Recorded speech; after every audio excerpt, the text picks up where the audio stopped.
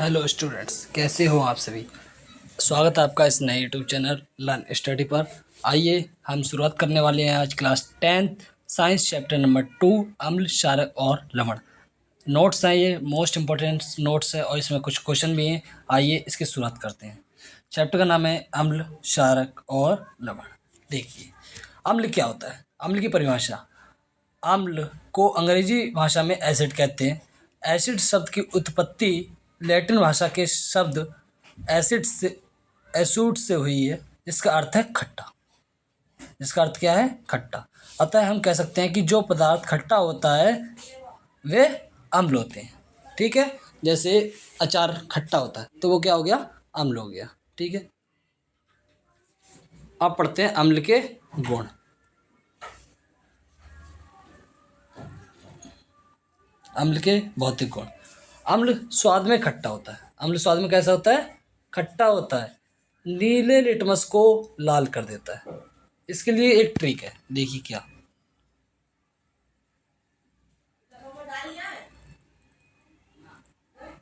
अनील। क्या? अनील। अनील क्या होता है? मतलब अम्ल। अ से अम्ल और नी से नीला और ला से लाल। क्या? लाल। अनील मतलब जो अनिल है वो क्या करता है? अम्ल को नीले से लाल कर देता है। इसके लिए ये ट्रिक है। नीले को लाल कौन करता है? अम्ल करता है। चलिए, जलीय विलयन में H+ आयन देता है। जलीय विलयन में H+ आयन देते हैं। जलीय विलयन में विद्युत धारा प्रभावित करना। जो जलीय विलयन जैसे जल है उसमें क्या होती है? विद्युत धारा प्रभावित की जा सकती है। अब आता है अम्ल के रासायनिक गुणधर्म। ये तो भौतिक गुणधर्म थे। रासायनिक गुणधर्म क्या होते हैं? जिसमें अभिक्रियाएं होती हैं। क्या होती हैं? अभिक्रियाएं होती हैं। तो धातु के साथ अभिक्रिया कर हाइड्रोजन गैस निष्कासित करता है। देखिए, धातु जैसे जिंक एक धातु है, उसके साथ धातु के साथ कौन से भी अम्ल। अम्ल मतलब एसिड। अम्ल मतलब एसिड। अब देखिए, कोई सा भी एसिड ले लीजिए आप। जैसे मैंने एसिड ले लिया HCl, जिसे हाइड्रोक्लोरिक अम्ल कहते हैं। तो जिंक की जब अम्ल के साथ अभिक्रिया कराएंगे तो ये क्या करेगा? हाइड्रोजन गैस निर्काशित करेगा। देखिए, तो ये क्या बन जाएगा? जिंक क्लोराइड और हाइड्रोजन गैस। देखिए,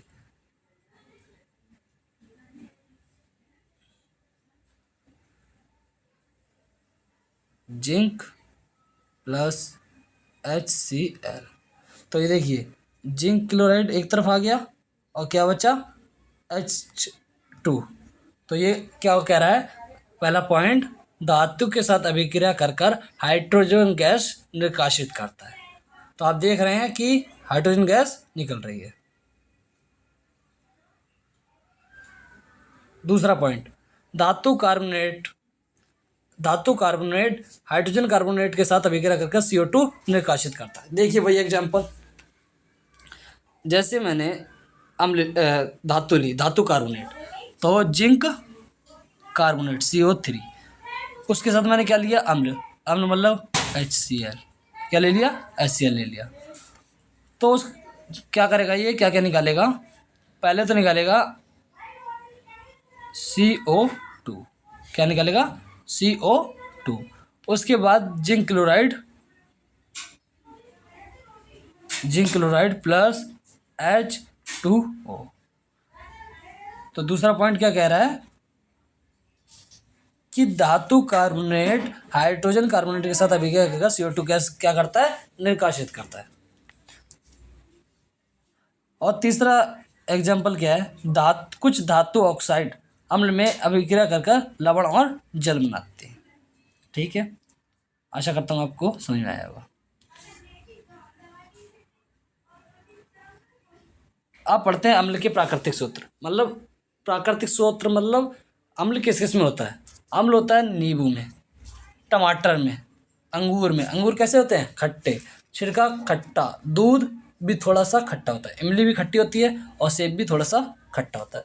तो उसमें आपको हम बताएंगे कि कौन कौन से एसिड होते हैं, कौन कौन से अम्ल होते हैं। ये एग्जाम में 2 नंबर में पूछ लिए जाते हैं कि नींबू में कौन सा अम्ल होता है। तो आपके बताएंगे साइट्रिक अम्ल, और टमाटर में और एक्सलोसिक अम्ल, और अंगूर में टार्ट्रिक अम्ल, और सिरका में एसिटिक अम्ल, दूध में या दही में लैक्टिक अम्ल होता है। क्या?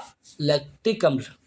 और इमली में टार्ट्रिक अम्ल, और सेब में मैलिक अम्ल होता है। ये एग्जाम में 2 नंबर आपसे पूछ लिया जाता है, इसलिए इसे ध्यान से देख लीजिए। अब आता है अम्ल के प्रकार। अम्ल भी वही कई प्रकार के होते हैं, जैसे प्रबल अम्ल। कौन सा अम्ल? प्रबल अम्ल। प्रबल अम्ल कौन सा होता है? स्ट्रॉन्ग एसिड बोलते हैं इसको, स्ट्रॉन्ग एसिड। स्ट्रॉन्ग एसिड मतलब जो ज़्यादा क्या होगा? स्ट्रॉन्ग होगा, ज़्यादा क्या होगा? पावरफुल होगा। दूसरा है दुर्बल अम्ल। दुर्बल अम्ल का मतलब है जो थोड़ा सा क्या होगा? कमजोर होगा। क्या होगा? कमजोर होगा। तीसरा है सांद्र अम्ल। कौन सा अम्ल? सांद्र अम्ल।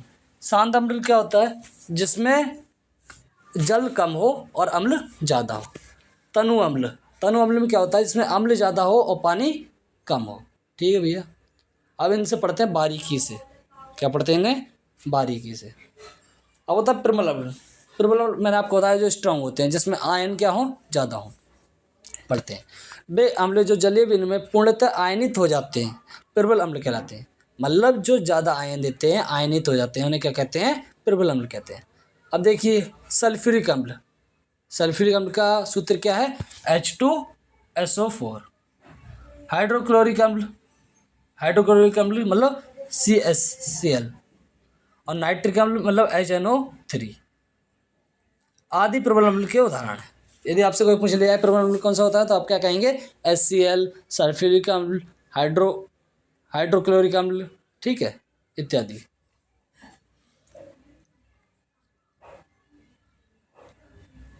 अब आता है प्रबल अम्लों में प्रोटॉन अर्थात हाइड्रोजन आयन प्लस त्याग करके उच्च क्षमता होती है, अर्थात प्रबल अम्ल अपने संगठक तत्वों के आयनों में विखंडित हो जाते हैं। जो प्रबल अम्ल होते हैं उसका जो हाइड्रोजन आयन होता है वो कैसा होता है? प्लस होता है।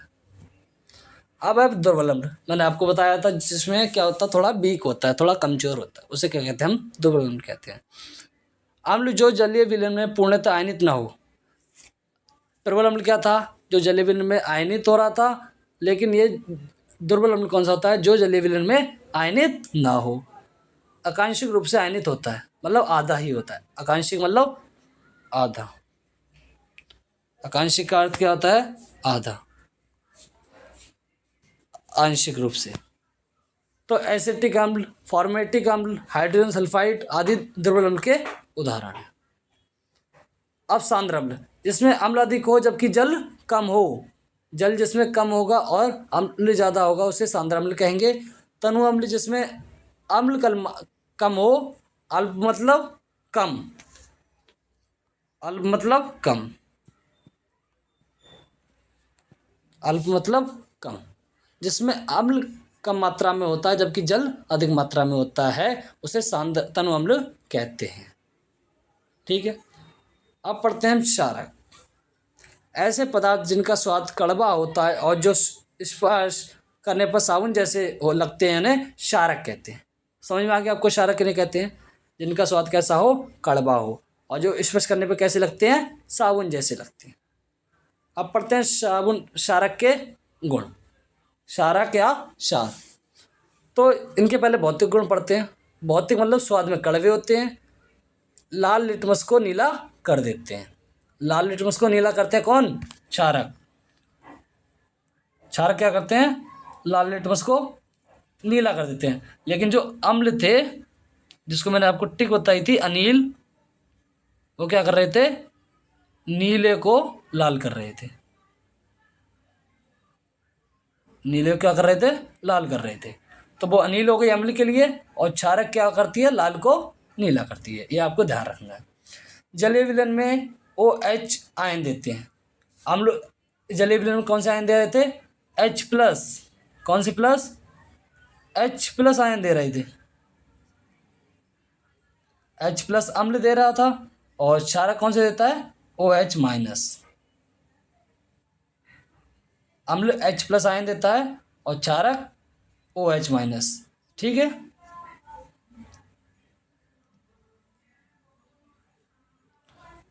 जलीय विलयन में विद्युत धारा प्रभावित ना करना। अम्ल था, अम्ल वो क्या कर रहा था, जलीय विलयन में विद्युत धारा प्रभावित कर रहा था, लेकिन जो क्षारक है वो जलीय विलयन में विद्युत धारा प्रभावित नहीं करता। ये आपको याद रखना है, अम्ल और क्षारक में अंतर क्या होता है। अब आता है क्षारक के रासायनिक गुणधर्म। रासायनिक गुणधर्म क्या होते हैं, जिसमें फॉर्मूला बनता हो, केमिकल हो, फॉर्मूला बनता हो। तो क्षार धातु के साथ अभिक्रिया करके हाइड्रोजन गैस मुक्त करता है। क्षार मतलब जैसे अभी आपको बताया था हमने, क्षारक अभी पीछे पढ़े थे हमने, देखो जो स्वाद में कैसे होते हैं, कड़वे होते हैं।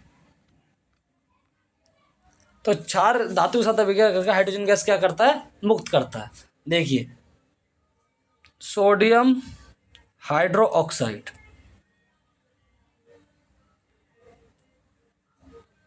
सोडियम हाइड्रोक्साइड प्लस धातु, धातु क्या है, जिंक। तो ये हाइड्रोजन गैस क्या करती है, मुक्त करती है। जैसे अब ये क्या बनेगा, सोडियम जिंकेट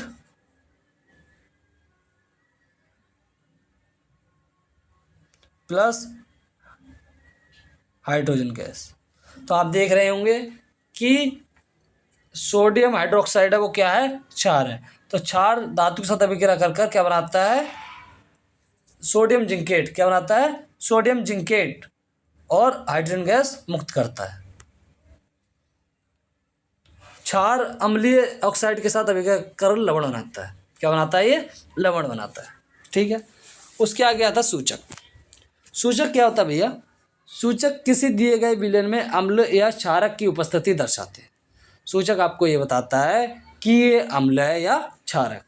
जैसे देखिए HCl अम्ल है, ठीक है, हमें पता है अम्ल, लेकिन एसिटिक अम्ल है, एसिटिक अम्ल है। सोडियम हाइड्रोक्साइड क्षारक है, सोडियम हाइड्रोक्साइड क्या है, क्षारक है। ठीक है, तो उसका अम्ल और क्षारक को पता करने के लिए किसका इस्तेमाल किया जाता है, सूचक का इस्तेमाल किया जाता है। इसका रंग या गंधीय, अम्लीय या क्षारक माध्यम में बदल जाता है। सूचक पता चला, सूचक क्या होता है, किसी विलयन में अम्ल या क्षारक की उपस्थिति दर्शाता है, बताता है कि यह अम्ल या क्षारक है। अब आता है सूचक के प्रकार। वैसे तो सूचकांक बहुत प्रकार के होते हैं, जो सूचक हैं वो कई प्रकार के होते हैं, परंतु इनके सामान्य प्रकार इस प्रकार हैं। देखिए सूचक के प्रकार तो कई सारे हैं, लेकिन जो 10th क्लास में आपको पढ़ने हैं वो केवल 3 हैं। कौन कौन से, प्राकृतिक सूचक, कृत्रिम सूचक और गंधीय सूचक। ठीक है भैया, चलते हैं आगे की ओर। प्राकृतिक सूचक कौन से सूचक होते हैं, जो हमें प्रकृति से प्रदान है, उसमें क्या कहेंगे, हम प्राकृतिक सूचक कहेंगे। वे सूचक जो प्राकृतिक स्रोतों के प्राप्त होते हैं प्राकृतिक सूचकांक कहलाते हैं। सूचक कहिए या सूचक कहिए, बात एक ही है। जो प्रकृति से हमें प्राप्त है ना, क्या कहेंगे, प्राकृतिक सूचक कहेंगे। जैसे लिटमस, लाल पत्ता गोभी का रस, हल्दी, हाइड्रेंजिया के फूल, ये कौन से सूचक हैं, प्राकृतिक सूचक है। अब आता है लिटमस। लिटमस क्या होता है, आम्ल तथा क्षारक की पहचान के लिए सबसे सामान्य रूप प्रयोग में लाया जाने वाला प्राकृतिक सूचक लिटमस है। प्राकृतिक सूचक को लिटमस कहते हैं। लिटमस को लाइकेन से प्राप्त किया जाता है। जो लिटमस है उसे लाइकेन मतलब शैवाल से प्राप्त किया जाता है। अब आता है लिटमस पत्र। लिटमस विलयन के रूप में तथा कागज की पट्टियों के रूप में उपलब्ध होता है। इन कागज की पट्टियों को लिटमस पत्र कहते हैं। लिटमस पत्र 2 रंगों का होता है, नीला और लाल। आम्ल नीले को लाल कर देता है, जबकि क्षारक लाल को नीला कर देता है। मैंने इसके लिए आपको ट्रिक बताई थी, जो अम्ल है तो उसके लिए ट्रिक क्या बताई थी मैंने, अनिल जो अम्ल है वो क्या करता है, नीले को लाल करता है, नीले को क्या करता है, लाल करता है। तो जो अम्ल है वो नीले को लाल कर देता है, जबकि क्षारक है वो लाल को नीला कर देता है। ठीक है, अब देखिए पहला सूचक हमने पढ़ लिया, कौन सा सूचक, प्राकृतिक सूचक। ठीक है, अब दूसरा आता है संश्लेषित सूचक। या जिसे हम कह सकते हैं कृत्रिम सूचक।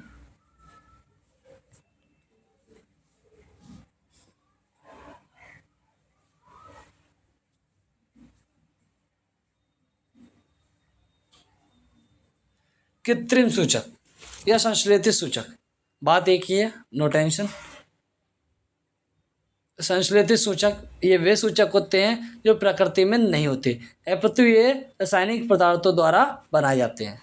रासायनिक पदार्थों द्वारा बनाए जाते हैं, उन्हें कौन से सूचक कहते हैं? कृत्रिम सूचक या संश्लेषित सूचक कहते हैं। जो मानव के द्वारा बनाए जाते हैं उन्हें कृत्रिम सूचक या संश्लेषित सूचक कहते हैं। जैसे मैथिल ऑरेंज, फिनोल्फ्थेलिन आदि। इनका उपयोग अम्ल और क्षारक की जांच के लिए किया जाता है। जो सूचक है इनका प्रयोग किसके लिए किया जाता है? अम्ल और क्षारक की जांच के लिए। तीसरा है गंधीय सूचक। गंधीय सूचक कुछ ऐसे पदार्थ हैं जिनकी गंध अम्लीय या क्षारीय माध्यम में बदल जाती है। ऐसे पदार्थों को गंधीय सूचक कहते हैं। जिनकी पहचान गंध के हिसाब से की जाए तो उन्हें गंधीय सूचक कहते हैं, जैसे प्याज और लौंग तेल इत्यादि। इसमें जो सूचक हैं उनमें प्राकृतिक सूचक, कृत्रिम सूचक या गंधीय सूचक, इनके जो एग्जाम्पल हैं वो मोस्ट इम्पॉर्टेंट हैं। इन्हें आप ध्यानपूर्वक पढ़ लीजिए क्योंकि एग्जाम में 1 नंबर में पूछ लिए जाते हैं। चलिए भैया देखते हैं आगे। चौथा सूचक आपको ध्यान रखना है बस, सार्वत्रिक सूचक। ये एग्जाम में पूछा नहीं जाता, फिर भी आपको एक बार देख लेना है। सार्वत्रिक सूचक। सार्वत्रिक सूचक विभिन्न रसायनों का बना हुआ वह मिश्रण है जो भिन्न भिन्न पीएच वाले पदार्थों के बारे में रंग परिवर्तन के द्वारा बता देता है कि वह क्षारक है या अम्ल। आपको ये तो पता होगा कि सूचक है वो क्या कार्य करता है, यही पता करता है कि ये अम्ल है या क्षारक। ठीक है भैया। अब आता है लवण। लवण लवण क्या होता है भैया? धातु अम्लों से हाइड्रोजन परमाणु का हाइड्रोजन गैस के रूप में विस्थापन करती है और एक यौगिक बनाता है जिसे लवण कहते हैं। देखिए भैया हम इसे समझते हैं, देखिए कैसे। धातु अम्लों से हाइड्रोजन परमाणु का हाइड्रोजन गैस के रूप में विस्थापन होता है और एक यौगिक बनता है, उसे लवण कहते हैं। देखिए जैसे मैंने कोई धातु ले ली, जिंक। कौन सी धातु ले ली? जिंक। उसमें क्या कह रहा है? अम्ल। अम्ल कौन सा ले लिया मैंने? HCl। ठीक है। हाइड्रोजन गैस के रूप में विस्थापन होती है, तो देखिए ये हाइड्रोजन गैस तो क्या हो गई? विस्थापन हो गई, मतलब निकल गई ऊपर। ठीक है। और जो बना, क्या बना? Zinc chloride. क्या बना? Zinc chloride. जो ये बना है, क्या बना है? एक यौगिक बना है। ये क्या है? यौगिक। इसे क्या कहते हैं? हम लवण कहते हैं। आशा करता हूँ आपको समझ में आ रहा होगा। चलते हैं आगे। अब आता है लवण के गुण। लवण कैसे होते हैं? लवण ठोस अवस्था में मिलते हैं। जो लवण है वो कैसे मिलते हैं? ठोस अवस्था में मिलते हैं। ठोस मतलब सॉलिड। जो क्या होते हैं? कठोर होते हैं। जो लवण होते हैं वो कैसे होते हैं? कठोर होते हैं। सामान्य लवण उदासीन होते हैं। उदासीन का मतलब क्या है? जीरो। कैसे? जीरो। लवणों के जलीय विलयन विद्युत के सुचालक होते हैं। सुचालक का अर्थ क्या होता है? जिसमें विद्युत धारा प्रभावित की जा सके, जिसमें विद्युत धारा बहती है या विद्युत धारा निकाली जा सकती है, उसे क्या कहते हैं? सुचालक कहते हैं। चलिए अब करते हैं पॉप टेस्ट। ये एग्जाम में मोस्ट इंपॉर्टेंट है एग्जाम के लिए। ये एग्जाम में आपसे पूछ लिया जाता है कि पॉप टेस्ट की जांच कीजिए। ठीक है। तो हाइड्रोजन गैस से निहित प्रणाली के पास एक जलती हुई मोमबत्ती लाई जाती है, तो पॉप की ध्वनि उत्पन्न होती है। इसे टेस्ट को हाइड्रोजन की उपस्थिति में दर्शाने के लिए प्रयोग किया जाता है। देखिए समझते हैं कैसे। हाइड्रोजन गैस से निहित प्रणाली के पास हाइड्रोजन गैस है, उसके पास एक मोमबत्ती जल रही है। तो हाइड्रोजन गैस की जो प्रणाली है उसको मोमबत्ती के पास लाया जाता है और मोमबत्ती बुझ जाती है और पॉप ध्वनि की उत्पन्न होती है। क्या होता है? साउंड आती है, एक पॉप। तो इसको दर्शाने के लिए या इसको जांच करने के लिए हाइड्रोजन गैस का इस्तेमाल किया जाता है। आशा करता हूँ आपको समझ में आ रहा है। यदि आपको समझ में आ रहा है और इसी तरह के नोट्स चाहिए और समझने के लिए चाहिए तो चैनल को सब्सक्राइब अवश्य कर लीजिए। देखिए अब आता है अम्ल और क्षारक की धातु के साथ अभिक्रिया। अम्ल के साथ धातु की अभिक्रिया, पहला अम्ल प्लस धातु, तो क्या बनेगा, लवण और हाइड्रोजन बनेगा। HCl अब क्या है, एक अम्ल प्लस धातु क्या है, जिंक, तो क्या बना, लवण और हाइड्रोजन गैस। और लवण गैस में क्या बना है, जिंक क्लोराइड। दूसरा धातु के अभिक्रिया क्षारक के साथ, धातु की अभिक्रिया क्षारक के साथ। देखिए पहले इसने ले लिया क्षार, क्षार कौन सा, सोडियम हाइड्रोक्साइड, और एक ले ली धातु, क्या ले ली, धातु, तो क्या बना, लवण बना और हाइड्रोजन गैस। आपको इसका ध्यान रखना है, इसका नाम है सोडियम जिंकेट।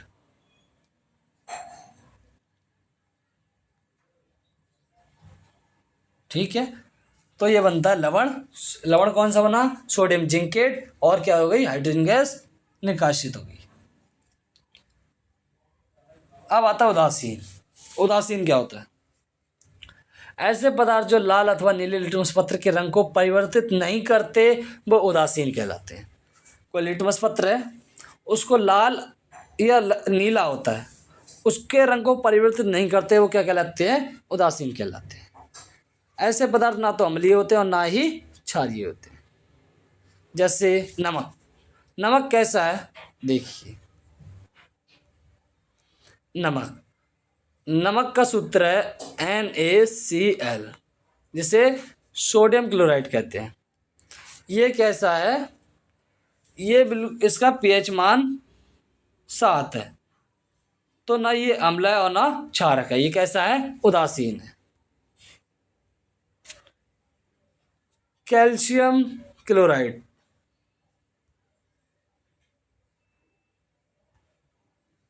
CaCl, ये क्या है, कैल्शियम क्लोराइड, तो ये भी कैसा होता है, उदासीन होता है। इसका pH मान लगभग कितना होता है, 7 होता है।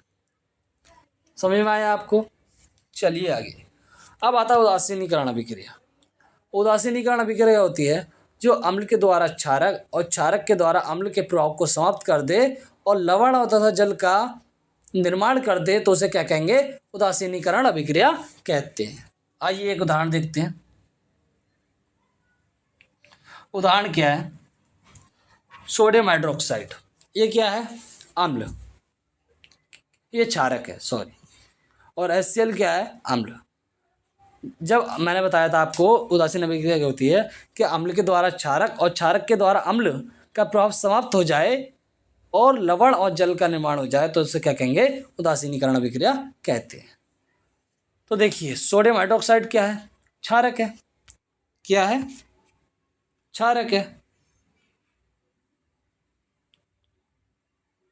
और HCl क्या है, अम्ल है। जब अम्ल की और क्षारक की अभिक्रिया कराई तो क्या बनेगा, लवण और जल बनेगा।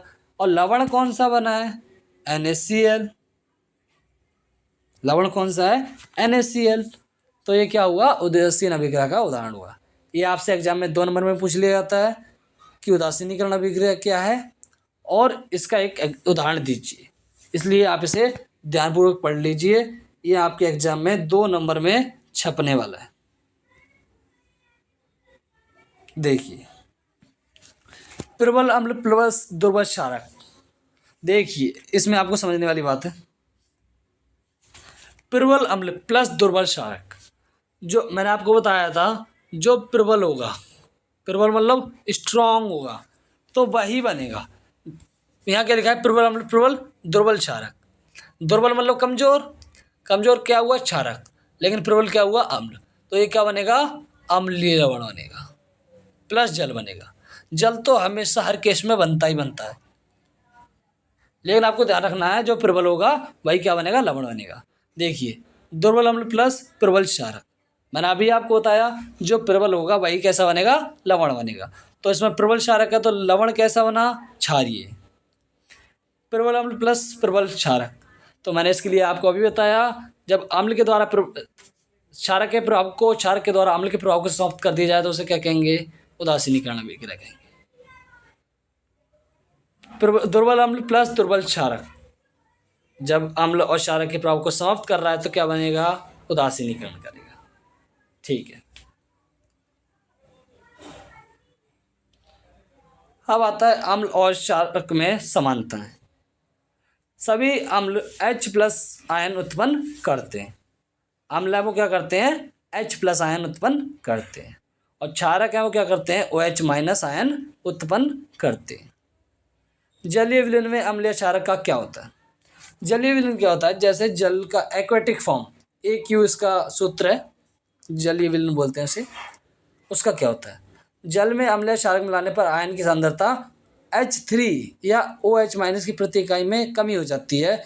इस प्रक्रिया को तनुकरण कहते हैं। अम्लीय क्षारक तनुकृत होते हैं।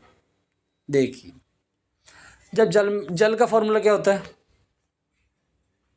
जल का फॉर्मूला होता है H2O। जब H2O में अम्ल मिला देते हैं या क्षारक मिला देते हैं, क्या मिला देते हैं, अम्ल या क्षारक, जैसे मैंने HCl अम्ल मिला दिया, तो इसकी जो सांद्रता होगी, तो ये 2 हाइड्रोजन और एक ये 3 हाइड्रोजन, तो ये क्या होगा, H3 और O का O। ठीक है, तो ये H3 हो जाता है। और यदि मैंने क्षारक मिला दिया जल में H2O में, क्षारक कौन सा होता है, सोडियम हाइड्रोक्साइड, तो देखिए 3 हो गया, 2 हाइड्रोजन और एक 3 हाइड्रोजन, तो 3O plus 3 hydrogen plus O। तो ये क्या हो जाता है, इसके आयतन में क्या हो जाती है, कमी हो जाती है। तो इसे क्या क्या कहते हैं, तो इसे कहते हैं तनुकरण। ठीक है, अब आता है पीएच स्केल। पीएच स्केल क्या होता है, आपको समझाएंगे इसे विस्तार से। देखिए, जैसे आपका स्केल होता है वैसा ही स्केल है ये, लेकिन इसमें कुछ डिफरेंस है। देखिए क्या, यहाँ होता है 0, यहाँ होता है 0, और यहाँ होता है 7, यहाँ होता है 6, यहाँ होता है 5, यहाँ होता है 4, यहाँ होता है 3, यहाँ होता है 2, और यहाँ होता है 1। ठीक है, यहाँ होता है 8, यहाँ होता है 9, और यहाँ होता है 10, यहाँ होता है 11। देखिए दोबारा से बनाते हैं, ये स्केल है, इसमें यहाँ है 0, इसमें यहाँ 1 है, यहाँ 2 है, यहाँ 3, 4, 5, 6 और 7। ठीक है, अब इस 0 है तो यहाँ 8, 9, यहाँ 10, यहाँ 11, और उसके पास चलता रहता है। लेकिन देखिए जो 7 है ना, 7 ये उदासीन है। ये कैसा है, उदासीन है। जो 7 है वो उदासीन है, लेकिन जो 7 से घटता जाएगा तो वो क्या होता जाएगा, अम्ल होता जाएगा। लेकिन 7 से ऊपर बढ़ता जाएगा तो वो क्या होता जाएगा, क्षारक होता जाएगा। बस यही समझाना चाहता था आपको। जिसका pH 7 है वो उदासीन होगा, जिसका 7 से कम है तो वो अम्ल होगा, जिसका 7 से ज़्यादा है तो वो क्षारीय होगा। दैनिक जीवन में pH का महत्व। देखिए pH स्केल मैंने आपको बताया अभी। अब आता है pH का महत्व क्या है। पौधे एवं पशु pH के प्रति संवेदनशील होते हैं। हमारा शरीर 7 से 7.8 pH के बीच कार्य करता है। हमारे शरीर का pH का मान कितना होना चाहिए, 7 से 7.8 के बीच होना चाहिए। आपको इतना क्लियर हुआ। मिट्टी का pH मान। अच्छी उपज के लिए पौधों को एक विशिष्ट पीएच मान परास की आवश्यकता होती है। यदि किसी स्थान मिट्टी का पीएच मान कम या अधिक हो, किसान उसमें आवश्यकता अनुसार अम्ल या क्षारक मिलाते हैं। जो किसान होते हैं वो उसमें अम्ल या क्षारक मिलाते हैं। क्यों मिलाते हैं भैया? क्योंकि उसकी जो क्षमता होती है तो वो कम रहती है, तो उसकी क्षमता को बढ़ाने के लिए या अधिक उत्पादन करने के लिए उसमें अम्ल या क्षारक मिलाते हैं। हमारे पाचन तंत्र का पीएच मान, हमारा उदर, उदर को बोलते हैं हम पेट, क्या बोलते हैं? स्टोमच, पेट। हमारा जो उदर है, जो हमारा पेट है, वो हाइड्रोक्लोरिक अम्ल क्या करता है? उत्पन्न करता है, जो भोजन के पाचन में क्या करता है? सहायता करता है। हमारा उदर है या हमारा पेट है या हमारा स्टोमच है, वो क्या करता है? हाइड्रोक्लोरिक अम्ल क्या करता है? उत्पन्न करता है।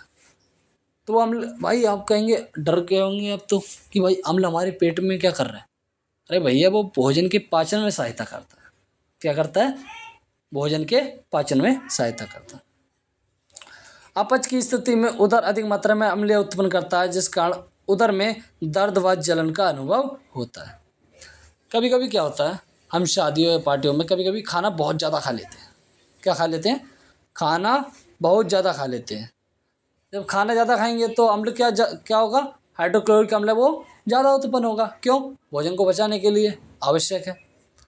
तभी हमारे शरीर में क्या होता है, हमारे पेट में क्या होता है? दर्द व जलन होने लगती है। क्या होने लगती है? दर्द व जलन होने लगती है। तो उसको बचाव क्या है? एंसीटिक का प्रयोग करते हैं, या एंसीटिक एक क्षारक है, उसका प्रयोग किया जाता है, जिससे क्या हो जाता है? दर्द ठीक हो जाता है। आपको इतना पता होना चाहिए। पीएच परिवर्तन के कारण दंत क्षय। मुंह के पीएच का मान 5.5 से कम होने पर दांतों का क्षय प्रारंभ हो जाता है। हमारे जो दांत हैं, मुंह के दांत हैं, उनका भी क्या होता है? पीएच मान होता है। यदि वे 5.5 से कम हो जाते हैं तो वो क्या क्या होने लगते हैं? जैसे पीले पीले हो जाते हैं ना लोगों के दांत, लोगों के पीले हो जाते हैं कुछ, तो वो कैसे होने लगते हैं? अम्लीय होने लगते हैं। 5.5 से कम होने लगते हैं। तो इसे जब 5.5 से कम होने पर दंत क्षय होने लगता है, तो उसको बचाव क्या है? मंजन का उपयोग करने से अम्लता की अधिकता को उदासीन किया जा सकता है। पशु व पौधों द्वारा उत्पन्न रसायनों से आत्मरक्षा। अब मधुमक्खी है भैया, मधुमक्खी भी एक डंक छोड़ती है। क्या छोड़ती है? डंक छोड़ती है, जिसके कारण दर्द व जल का अनुभव होता है। अब भैया किसी दिन आपको मधुमक्खी मार देगी डंक, तो वो क्या छोड़ेगी? अम्ल छोड़ेगी। इसीलिए वो क्या हो रहा है? दर्द हो रहा है। डंक मारे गए अंग में बेकिंग सोडा के उपयोग से आराम मिलता है। यदि कभी आपको मधुमक्खी काट ले तो आपको क्या लगा लेना चाहिए? बेकिंग सोडा लगा लेना चाहिए, जिससे आपको क्या होगा? आराम होगा। अब एक मोस्ट इंपॉर्टेंट प्रश्न आने वाला है, अम्लीय वर्षा। देखिए, वर्षा की जल की पीएच मान जब 5.6 से कम हो जाए तो वह अम्लीय वर्षा होती है। मैंने आपको बताया अम्ल कब होगा? जब 1 से 7 से कम होगा तो वो क्या होगा? अम्लीय होगा। लेकिन जब 5.6 से कम हो रहा है तो वो कौन सी वर्षा हो जाएगी? अम्लीय वर्षा हो जाएगी। तो इसमें एक प्रश्न यहाँ से बनता है कि जलीय जीव में रहने वाले प्राणियों को, जलीय जीव में रहने वाले प्राणियों को जलीय वर्षा से क्या नुकसान होता है? अरे भैया अभी आपने पढ़ा कि मनुष्य का जीवन जीने के लिए पीएच मान 7 से 7.8 होना चाहिए। तो 7 क्या है? उदासीन है। और 7.8 क्या है? क्षारक है। क्षारक है ना। जब 5.5 से कम हो जाएगा तो क्या हो जा रहा है? अम्ल हो रहा है। अम्ल हो रहा है, लेकिन इतना तो पीएच मान काम करेगा ही नहीं शरीर के लिए। इसीलिए जलीय जीवन में रहने वाले सभी प्राणियों को क्या होता है? कष्ट होता है। ये आप एग्जाम में लिख सकते हो। प्रश्न क्या आएगा? जलीय जीवों को अम्लीय वर्षा से क्या प्रभाव पड़ता है? तो आप बता सकते हैं हमारे मनुष्य का जीवन प्रवाह 7 से 7.8 है। जब अम्लीय वर्षा होती है तो उसका पीएच मान 5.6 से कम हो जाता है। अम्लीय वर्षा होती है, इसलिए वो प्राणियों को जीवन के लिए संतुष्ट नहीं है, इसीलिए अम्लीय वर्षा खतरनाक साबित होती है। ठीक है भैया, ये एग्जाम में पूछ लिया जाता है, इसलिए आप इसे ध्यान से पढ़ लीजिए। अब आता है साधारण नमक से रसायन। सोडियम क्लोराइड मतलब NaCl को साधारण नमक कहा जाता है, जिसे हम भोजन में इस्तेमाल करते हैं। अरे भैया, आप NaCl मतलब नमक को तो हर व्यक्ति इस्तेमाल करता है, आप क्या करते हैं? हर व्यक्ति इस्तेमाल करता है। इसे समुद्री जल से बनाया जाता है। आपने इसे 5वीं क्लास में पढ़ा होगा कि समुद्री जल से नमक कैसे बनाया जाता है। सॉल्ट, जिसे इंग्लिश में हम क्या कहते हैं? सॉल्ट कहते हैं। सॉल्ट एक भूरे रंग के क्रिस्टल के रूप में पाया जाने वाला पदार्थ है। इसे कोयले की तरह निष्कासन करके प्राप्त किया जाता है। ठीक है भैया। साधारण नमक, रसायनों का कच्चा पदार्थ। इस प्रकार प्राप्त साधारण नमक हमारे दैनिक उपयोगों में कई पदार्थ जैसे sodium hydroxide, baking soda, washing soda, व्यंजन चूर्ण आदि के लिए महत्वपूर्ण कच्चा पदार्थ है। कच्चा पदार्थ क्यों है? क्योंकि जो NaCl है वो सभी रासायनिक पदार्थों को बनाने के लिए महत्वपूर्ण है। जैसे सोडियम हाइड्रोक्साइड हो गया, बेकिंग सोडा हो गया, वॉशिंग सोडा हो गया, व्यंजक चूर्ण हो गया, इसके लिए बनाने के लिए महत्वपूर्ण है क्या? NaCl। अब आता है सोडियम हाइड्रोक्साइड। इसमें मोस्ट इंपॉर्टेंट क्या है? यहाँ से एक प्रश्न बनता है, मोस्ट इंपॉर्टेंट। यहाँ से आपका एक क्वेश्चन बनता है 3 नंबर का। देखिए, मैं बताऊंगा आपको कैसे बनता है। सोडियम क्लोराइड के जलीय विलयन में विद्युत धारा प्रभावित कर सोडियम हाइड्रोक्साइड क्या होता है? उत्पन्न होता है। इस प्रक्रिया को क्लोज-शार अभिक्रिया कहते हैं, क्योंकि इसमें निर्मित उत्पाद क्लोरीन एवं सोडियम हाइड्रोक्साइड होते हैं। यहां से एक प्रश्न क्या बना भैया? क्लोज-शार अभिक्रिया किसे कहते हैं? ये प्रश्न आपका 3 नंबर का है, मोस्ट इंपॉर्टेंट है भैया। क्या क्लोज-शार अभिक्रिया किसे कहते हैं? तो आप क्या लिखेंगे? सोडियम क्लोराइड के जलीय विलयन में विद्युत धारा प्रभावित कर सोडियम हाइड्रोक्साइड उत्पन्न करता है। इसलिए इस अभिक्रिया को क्लोज-शार अभिक्रिया कहते हैं, क्योंकि इसमें क्लोरीन और सोडियम हाइड्रोक्साइड है। इसलिए इस प्रक्रिया को क्लोज-शार अभिक्रिया कहते हैं। ये आपके बोर्ड में भी आने वाला है, मिड टर्म के एग्जाम में भी आने वाला है और आपके प्री बोर्ड में भी आने वाला है। इसलिए इसे आप ध्यान से देख लीजिए। इसका एग्जाम्पल भी दिया है। सोडियम क्लोराइड NaCl, जल H2O प्रभावित कर दिया तो क्या बनेगा? सोडियम हाइड्रोक्साइड बनेगा। और क्या बनेगा? क्लोरीन गैस और हाइड्रोजन गैस। ठीक है भैया। इसलिए इस अभिक्रिया को क्लोज-शार अभिक्रिया कहते हैं। चलिए, दूसरा है व्यंजक चूर्ण। ये मोस्ट इंपॉर्टेंट है भैया। पूछ लेगा आपको व्यंजक चूर्ण का निर्माण कैसे होता है, तो आप क्या लिखेंगे? सोडियम हाइड्रोक्साइड मतलब बुझे हुए चूने से और क्लोरीन गैस से क्या होता है? व्यंजक चूर्ण का निर्माण होता है। व्यंजक चूर्ण का निर्माण होता है क्लोरीन गैस से और सोडियम हाइड्रोक्साइड से। इसका सूत्र क्या है? कैल्शियम ऑक्सोक्लोराइड इसका सूत्र है। इसके उपयोग मोस्ट इंपॉर्टेंट हैं, ये उपयोग इनके 2 नंबर में पूछ लिए जाते हैं भैया। वस्त्र उद्योगों में सूती व लैनिन व्यंजक के लिए व्यंजक चूर्ण का निर्माण सूती व लेनिन के व्यंजक के लिए होता है। कागज की फैक्ट्री में लकड़ी के मज्जा के लिए, ठीक है। रासायनिक उद्योगों में एक उपचायक के रूप में, पीने वाले जल को रोगाणु को मुक्त करने के लिए रोगाणुनाशक के रूप में।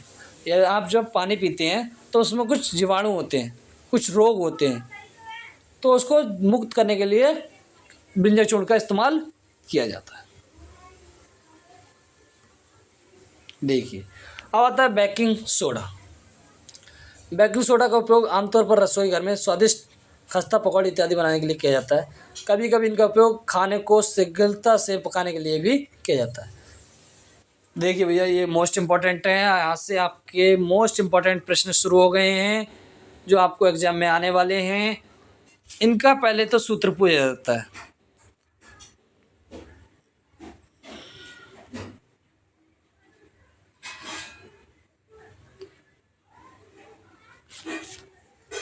बेकिंग सोडा का सूत्र क्या है? सोडियम बाई कार्बोनेट NaHCO3 इसका सूत्र है।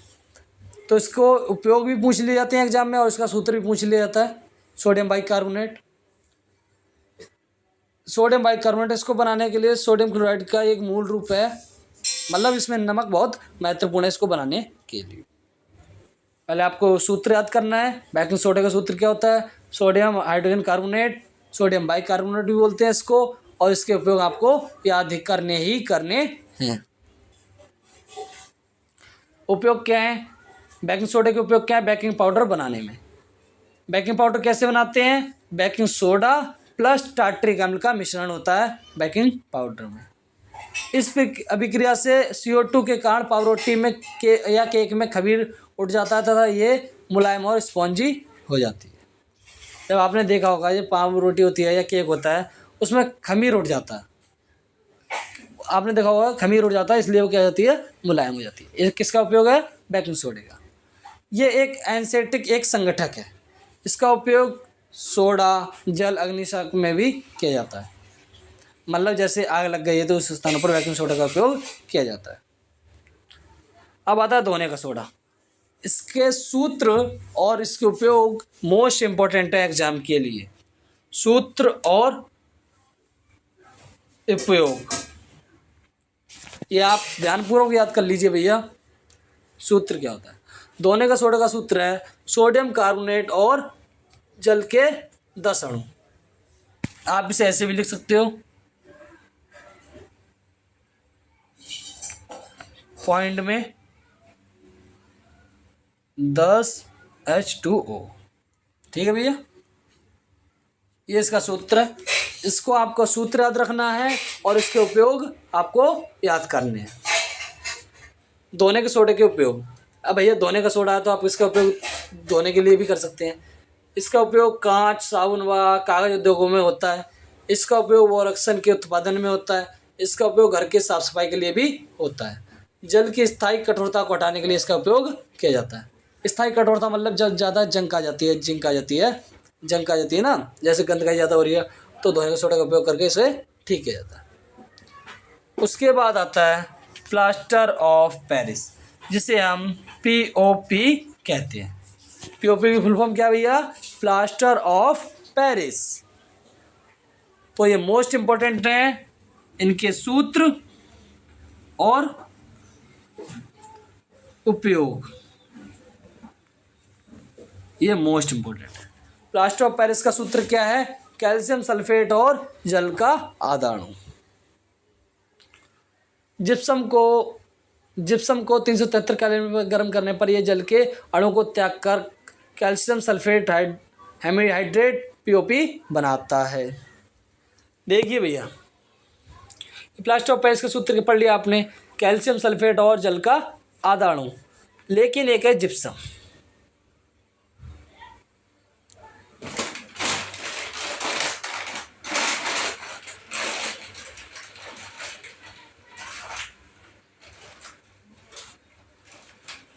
ये हो गया कैल्शियम सल्फेट और जल का आधा अणु। ये हो गया प्लास्टर ऑफ पेरिस। इसमें प्लस कर दिया मैंने जल का 1.5 अणु। 1.5 अणु तो 1.5 और आधा कितना हो गया? 2 अणु। तो ये क्या बनेगा? Calcium sulphate 0.2 H2O।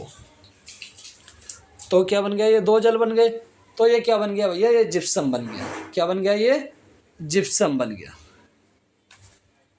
जिप्सम का सूत्र आपसे कोई पूछे तो क्या बताएंगे आप? कैल्शियम सल्फेट और जल के 2 अणु। ठीक है, इसके सूत्र और उपयोग मोस्ट इंपॉर्टेंट है भैया, आप इसे याद कर लीजिए। प्लास्टर ऑफ पेरिस का उपयोग टूटी हुई हड्डी को सही जगह पर स्थिर करने के लिए किया जाता है। यदि आपकी हड्डी टूट जाती है ना तो उसको सही जगह स्थिर करने के लिए इसका उपयोग किया जाता है। इसका उपयोग खिलौने बनाने, सजावट का सामान बनाने के लिए भी किया जाता है। इसका उपयोग सतह को चिकना बनाने के लिए भी किया जाता है। तो भैया मैं आपको बता दूं कि मैंने आपको बताया था इम्पोर्टेंट क्या क्या है, फिर से मैं आपको बता दे रहा हूं इस चैप्टर में क्या क्या इम्पोर्टेंट है और क्या क्या आपके एग्जाम में छपने वाला है। तो आप ध्यानपूर्वक देख लीजिए। उपयोग तो आपको याद करने ही करने हैं, उपयोग आपको याद करने ही करने हैं, साथ साथ आपको फॉर्मूला भी याद कर लेना है।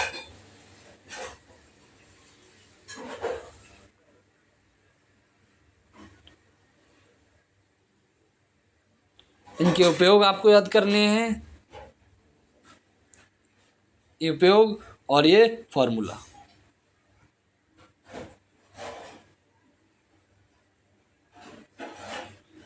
ये आपको उपयोग याद करने हैं,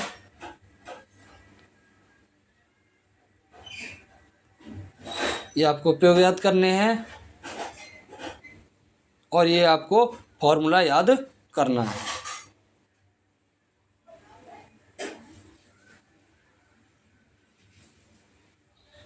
ये वाले सूत्र आपको याद करने हैं और ये आपको उपयोग जरूर याद करने हैं, ये एग्जाम में आपसे पूछ लिए जाते हैं। और यहाँ से मैंने आपको बताया था क्लोशार अभिक्रिया जो ये है, और इसका सूत्र और इसके उपयोग, यही है इसके उपयोग और इसका सूत्र। ये एग्जाम में मोस्ट इम्पॉर्टेंट है, इसलिए अपने ध्यानपूर्वक पढ़ लीजिए। और अम्लीय वर्षा मैंने आपको एक प्रश्न बताया था, अम्लीय वर्षा का प्रश्न मैंने आपको सुनाया था, फिर से बता दूं। जल में रहने वाले प्राणियों को जलीय वर्षा का प्रभाव क्या पड़ता है, क्या प्रभाव पड़ता है तो आप बता देंगे।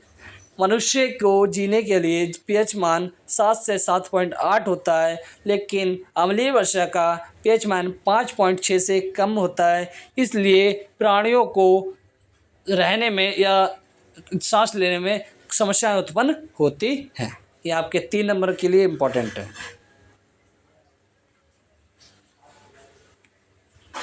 देखिए, और एक प्रश्न यहाँ से आता है आपका 1 नंबर का कि हमें जलन या दर्द से बचने के लिए किस चीज़ का उपयोग, कौन से क्षारक का उपयोग करना चाहिए, तो वो है एनसेटेट। देखिए ये आपसे 1 नंबर में पूछा जाता है, आपको दर्द से मुक्त करने के लिए कौन से प्रयोग किया जाता है, कौन क्षारक का प्रयोग किया जाता है, तो एनसेटिक। क्या? एनसेटिक। ठीक है भैया। और ये 3 सूचक आपके लिए मोस्ट इंपॉर्टेंट हैं।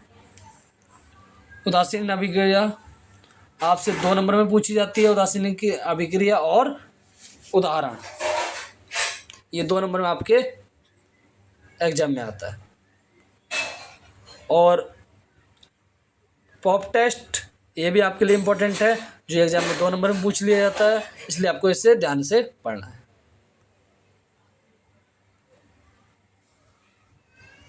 ये 3 सूचक, इनके एग्जाम्पल आपको याद करने हैं।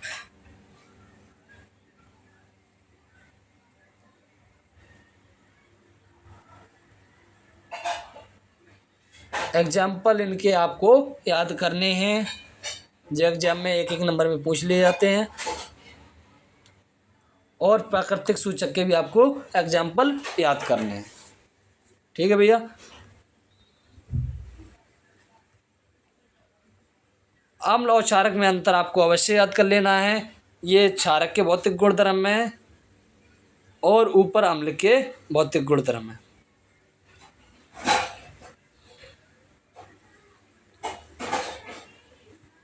ये आपको भौतिक और रासायनिक दोनों कर लेने हैं। इसी एग्जाम में, ये एग्जाम में आने वाले हैं, ये एग्जाम में छपने वाले हैं, इसलिए इन्हें आप ध्यान से पढ़ लीजिए। इसके अलावा कुछ एग्जाम में बाहर से कुछ नहीं आता और कुछ नहीं आएगा, इसलिए आप इन्हें ज़रूर याद कर लीजिए। और 2 नंबर में आपसे ये भी पूछ लिया जाता है कि नींबू में कौन सा अम्ल होता है, टमाटर में कौन सा अम्ल होता है। ये मोस्ट इम्पॉर्टेंट प्रश्न है यहाँ से आने वाले। Thank you for watching. इसी तरह की वीडियो देखने के लिए चैनल को सब्सक्राइब अवश्य कर लीजिए।